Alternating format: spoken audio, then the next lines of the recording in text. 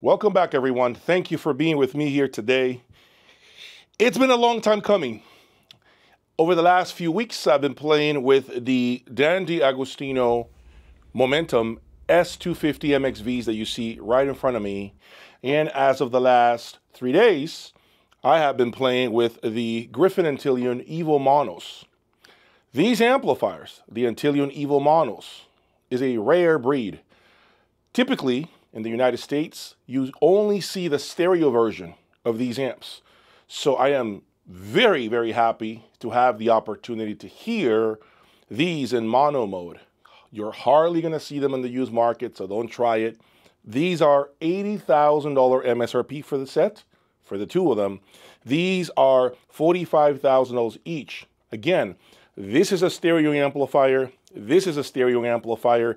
These two are monos. All right. And of course, let's not forget the beautiful Solution 727 preamplifier.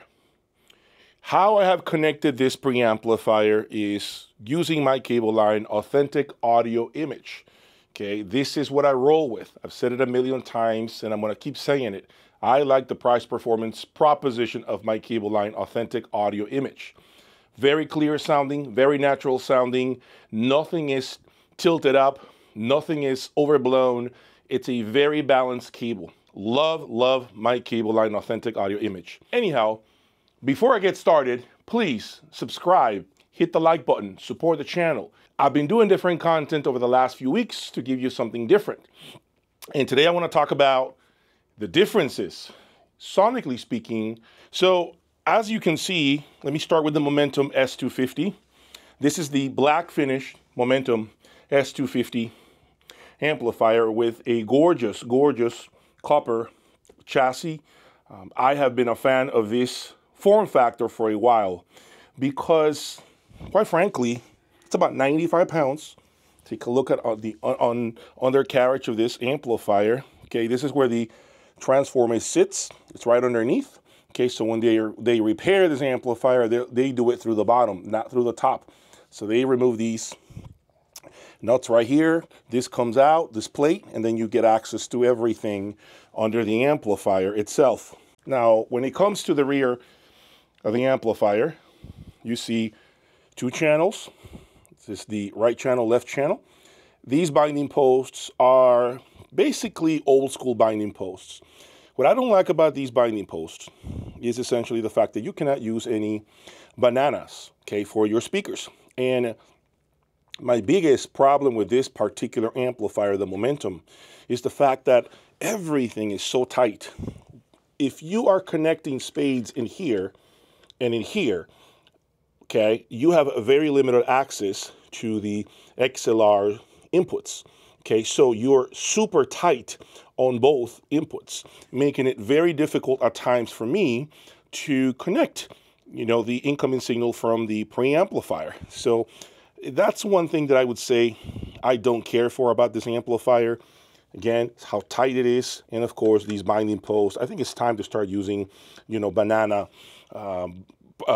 cables for these amplifiers because it's another option. I think actually if we could use bananas, it would be easier to maneuver our way around the back of the amplifier. In addition to that, of course, this has a 2200 VA transformer.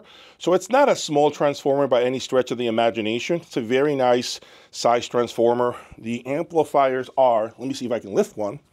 All right, here we go. Can I lift one? It's pretty heavy, guys. Oof, pretty heavy. Wow. So they're about 100 pounds each. My love with the Momentum is in its form factor. Not very big. It doesn't run really hot like the old generation Momentums. It's got extreme clarity, beautiful sound to it. But enough about the Momentum. Let's talk a little more about the Gryphon Antileon Evo. Gryphon Antileon Evo monoblocks, $80,000. Danish amplifier that I really love. What makes it so special? Well, the Antileon Evo happens to be the old school Class A type of sound. Very analog, beautiful mids, tremendous bass, and it runs extremely hot, okay? That's just how it is. But when you look at the chassis, it weighs approximately 175 pounds each, okay? Very sharp heat sinks, okay? If you see this, this can be very dangerous if you're not watching your feet. You can definitely hurt yourself with this amplifier. The logo, love this logo on the top of the amplifier. Beautiful, beautiful design. I've been a fan of Gryphon amplifiers. Externally speaking, they are just so mean looking. Love that about the brand. And of course, this is 175 watts of pure Class A. Delicious sounding amplifier, lots of muscle, lots of control. Now let me show you the back of the amplifier. Now on the back of the amplifier, you have this beautiful binding posts. They do accept bananas, as you can see, okay? And of course, they only take XLR in. They do not take any unbalanced connection. It's a 20 amp power cord that goes on the back of this amplifier, unlike the Momentum. Beautiful, beautiful construction, really robust. They even add 2 handles to lift the amplifier to make it a little easier. Now look through the heat sinks of the amplifier. Do you see those massive capacitors? They're the size of a Coca-Cola can. And apparently it looks like it has 4, maybe 8 of them. It's a really well-built amplifier, thick wiring, as you can see, that is connected to these caps. So it looks like a cost no object type of amplifier. Okay, on the front of the Antileon Evo is business as usual. Many of the Gryphon amplifiers have the same layout. It's simple on. The amplifier goes through the checks and balances. It's doing a sequence to make sure everything looks good inside, including the face. And so now it has turned on, giving you the okay for left and right channel, as you can see. And from here, you can select how much Class A do you want. Low, medium, and high. And this button is a check. Once again, the amplifier checks everything internally to make sure everything is good to go. It also gives you something neat, which the Momentum doesn't have, and that is a mute button. Why is that important? When you're changing cables, rather than turning the amplifier on and off, push the mute button and it completely disengages the amplifier from the speakers. So you can make your changes and not have to worry about blowing up a tweeter or a woofer or creating some disaster, which I have done in the past, if I'm being honest. What is so special about the Momentum S250 MXVs? One of the greatest attributes of this power amplifier has been the sheer clarity, how clean sounding it is. It's got this way of sucking you in that I would say very few amplifiers do. In the beginning stages, when I first plugged them in, they sounded a little veiled to me, but after about 3 days of playing music through them, they opened up, completely transformed. This amplifier, in my opinion, needs to be played for a long time before it really opens up and you can hear the beautiful notes, the decay, the separation. The vocals are just gorgeous. In the beginning stages, I felt like the bass wasn't that great. Nope. But about 3 days later, the bass opened up. The bass had more body, more robust, more meat on the bones. It punched way harder than I thought it would ever do. So the amplifier is a really, really complete amplifier from head to toe, from front to back. I can't say really anything negative about the amplifier other than the fact that the back is pretty cramped. It's very busy. You got to really be careful with connecting the XLR and the speaker cables. Other than that, the amplifier has the looks, the beautiful form factor, which is not a massive amplifier. It fits in any sort of space.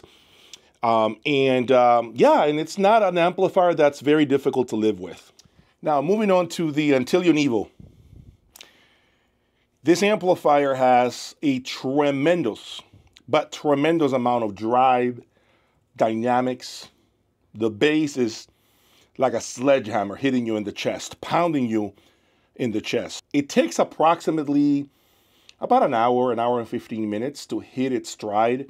But when it does, you start hearing the beautiful liquidity of Class A amplification.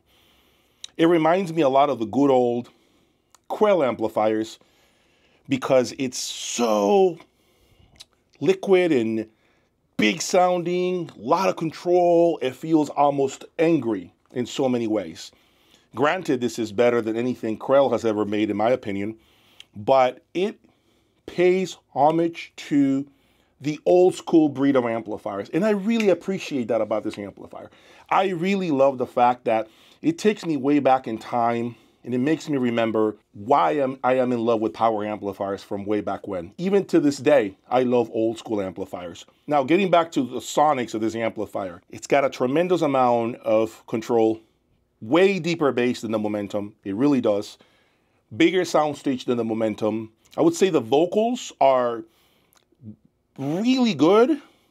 At times, they might sound a little more robust than the Momentums, but that's really nitpicking here. It's really, really hard to choose the vocals of one over the other. I think it's system dependent more than anything. You got to really choose the right speakers for either one of these amplifiers. This amplifier is also not analytical at all. Zero way of feeling that it's performing an X-ray or an MRI on the music. This amplifier is about just making you want to dance, impress you, wow you with its tremendous control and grip. It doesn't want you to feel overwhelmed with extreme detail. The Momentum does throw a little more detail, I would say, but if you're not matching the Momentum correctly with the right electronics, it might get a little bright on you, okay? Warning, remember that. You gotta do the right system matching with the Momentum. This is another reason why I offer my consultation service, okay? So that you don't have to be guessing this stuff. I do this all the time, all day, every day. At the end of the day, the Momentum S250, I think of it as a ballerina. Really exotic, beautiful looking, light on its feet, and it has a lot of finesse to the sound. A lot of clarity, crazy, crazy amount of information in a way that doesn't overwhelm you. The Gryphon Antileon is a heavyweight boxer. Lots of muscle, tremendous power, thrust, far more dynamic than the Momentum, and it's a little more analog sounding. It doesn't do brightness, it doesn't do fatigue, it doesn't do any of that. So ultimately, it depends on which model you want for your particular needs. Remember that it's a system, not just a component. So for now, tell me in the comment section, have you ever owned the Momentums? Have you ever owned any Gryphon amplifier?